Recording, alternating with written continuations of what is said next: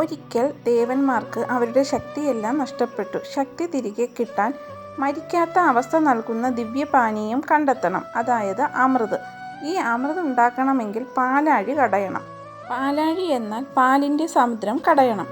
അതിനായി ദേവന്മാർ അസുരന്മാരെയും കൂട്ടി പാലാഴി കടയാൻ തീരുമാനിച്ചു.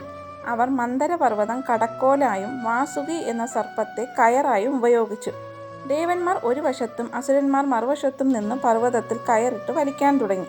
പെട്ടെന്ന് ഭാരം കാരണം വലിയ മന്ദരപർവ്വതം പാലാഴിയിൽ താഴ്ന്നുപോയി.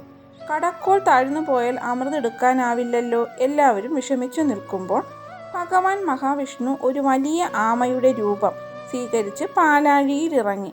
ആമയായ മഹാവിഷ്ണു ആ കൂറ്റൻ മന്ദരപർവ്വതത്തെ തൻ്റെ പുറത്ത് താങ്ങി നിർത്തി. അതിനുശേഷം ദേവന്മാർക്കും അസുരന്മാർക്കും സുരക്ഷിതമായി പാലാഴി കടയാനും അമൃതെടുക്കാനും സാധിച്ചു.